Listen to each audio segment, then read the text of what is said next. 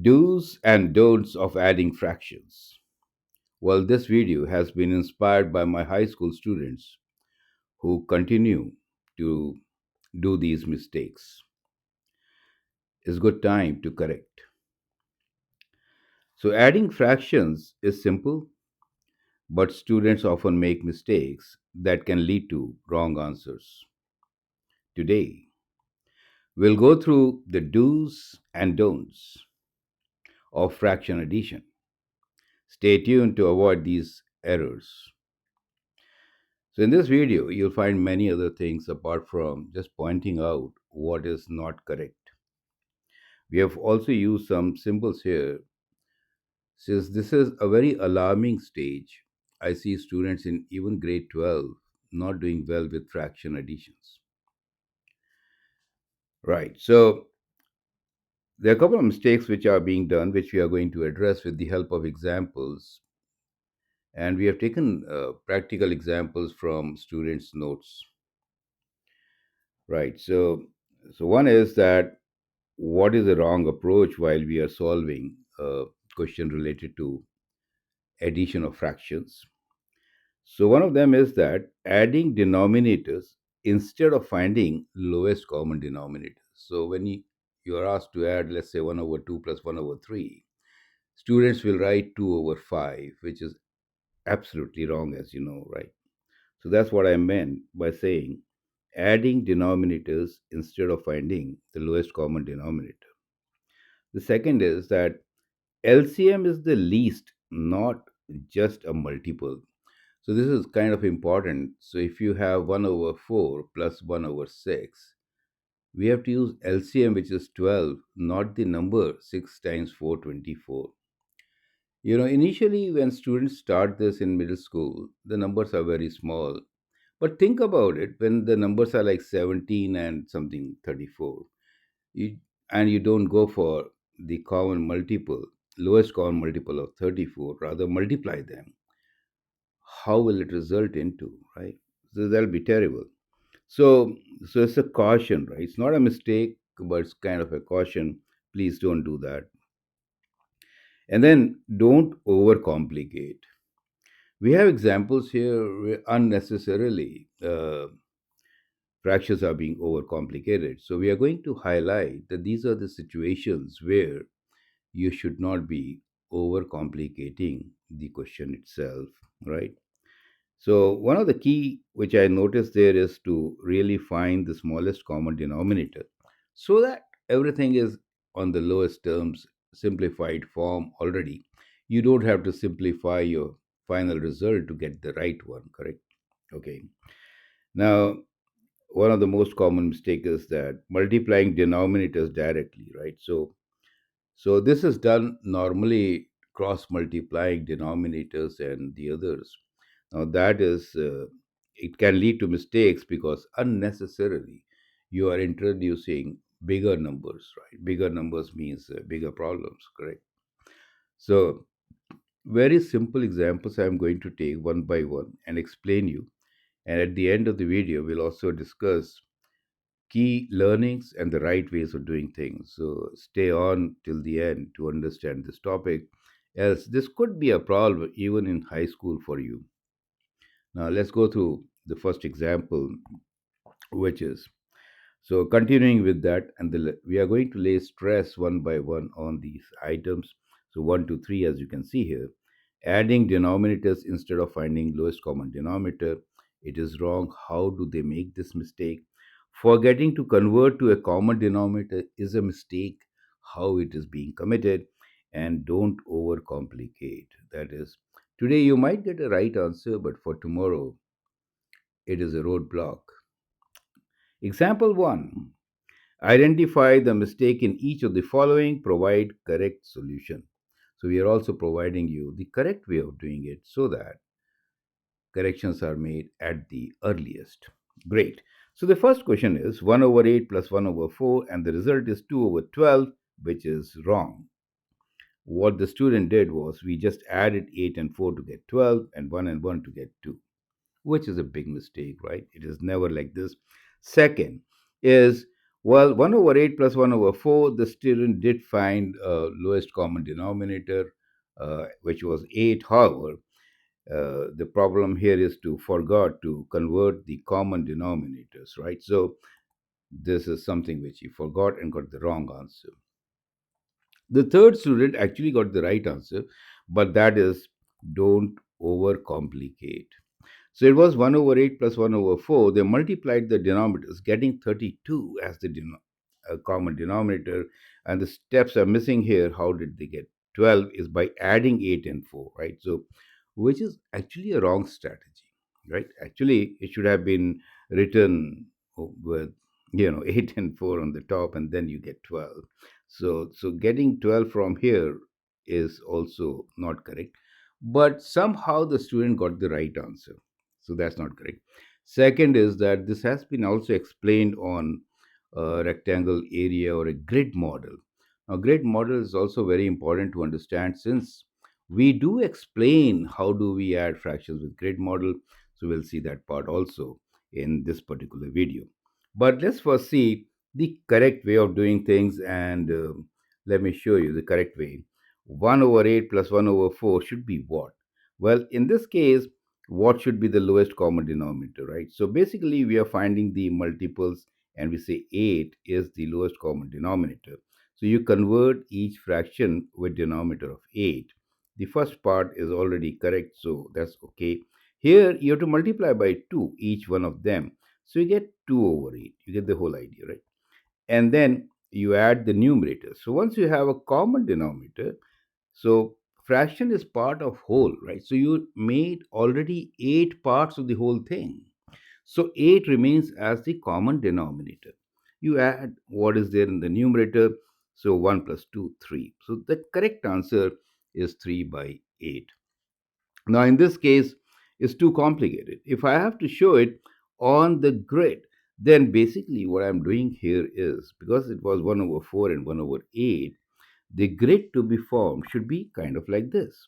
Let's make it right. So let's say we make it like this, right? We divide this into 4 equal parts. Let's say we do this first. And 1 over 4 will be this, correct? So that becomes 1 over 4. Let's say. So let's say this is 1 over 4. Now I have to do 1 over 8. So how am I going to do 1 over 8? I'm going to divide this further. Now you see the common denominator of 8s, right? And 1 out of 8 will be this. You get the idea. So this is 1 out of 8. Now each square which I have made here is 1/8, and 3 of them have been shaded, and therefore the answer is 3 over 8. How simple it is. Do you see that? The student, on the other hand, divided into 4 and 8. So these are the 4 parts, right? So this is 4, correct. And this is 8. It's more complicated, much bigger. Imagine if 4 and 8 were replaced by slightly bigger numbers, right? Then for a middle school student, it would have been very difficult to really get the answer. Hmm? I hope you understand. Do the simplest way. Don't overcomplicate. Today, you might get some marks for it, but tomorrow you will lose a lot of marks, since you'll run out of time in completing a test paper. So I hope you understand. So don't do it. So these three symbols make a lot of things. The cross is clearly telling you it's absolutely wrong. You should not do it. And that caution is that you did a slight mistake. Your teacher might give you zero point 0.5 marks, but well, that's not the way to go about. And third is, don't do it. You might be encouraged to do it because you got the right answer and probably the full marks, but that's absurd. When you will be in high school, you will actually lose a lot of marks because of this calculation. Correct. So avoid as soon as possible.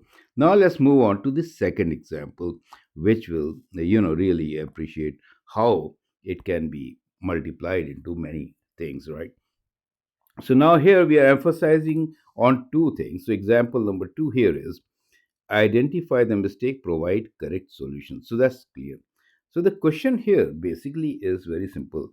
The question here is what is 2 out of 3 plus 1 out of 3, right? That is the question.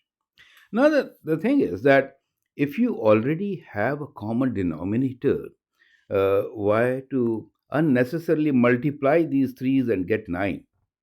You get the whole idea, right? So, again, a very big mistake complicating the whole issue, right? And somehow getting the right answer. Perfect. But again, this is not called for. Correct. You can see the solution here, which is not mine, of course. And now here we have common denominator of 3. So if you already have a common denominator, just put it there, add the numerators. In the first case, we made the denominators common, they were different. And now just add 2 and 1 and get 3. And 3 out of 3 is, of course, 1. Correct. So the key take from here is what you should do. So keep denominators unchanged if they are already the same. There is no need to multiply and make them more complicated, right? Don't do don't overcomplicate by using larger denominators than needed. This is key to understand. you know Working with smaller numbers, again, I'll emphasize, you may say today, oh, it was okay, 9 was fine, but how about taking a number as 19 and then doing it, right? So you can imagine what can happen with this kind of a strategy, correct? So it's my humble request to all of you to correct your ways of doing it. Here is the third example to further emphasize on this particular topic.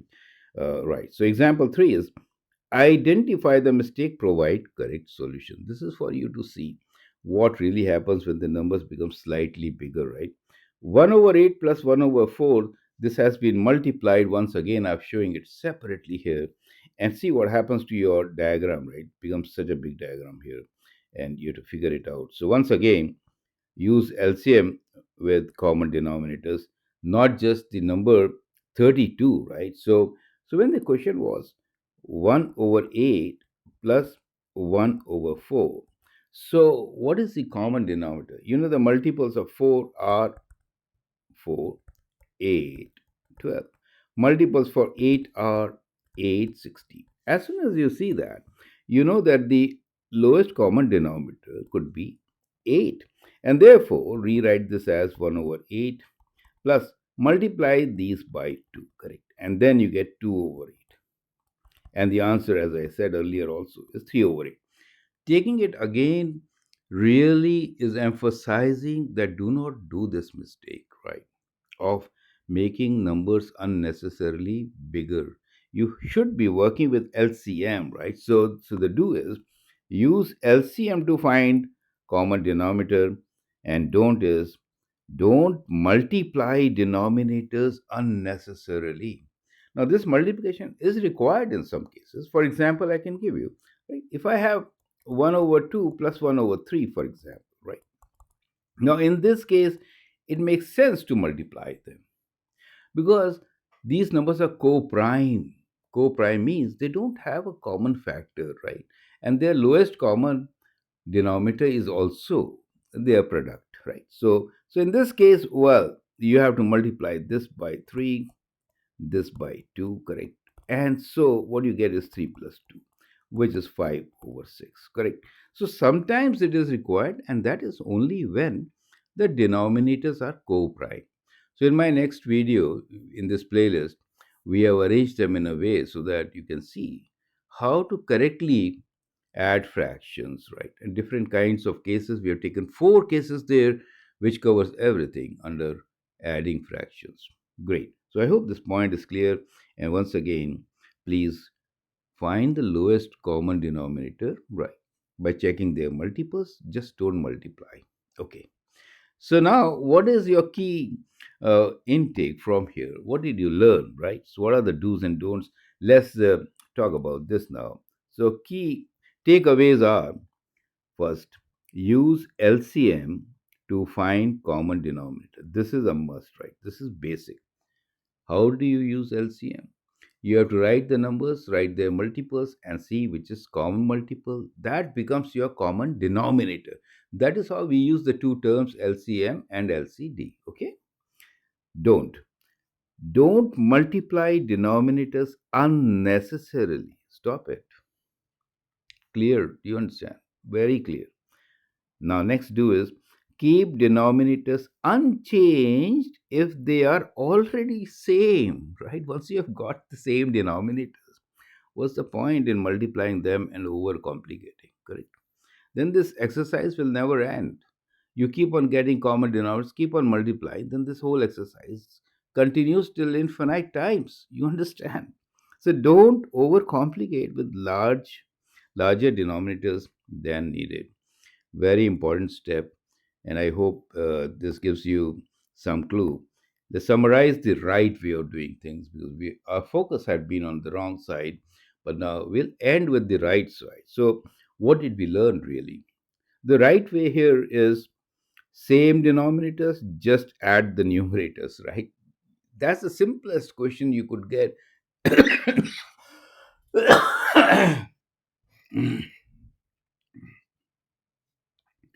So if the denominators are same, just be happy, add the numerators and move forward. Okay.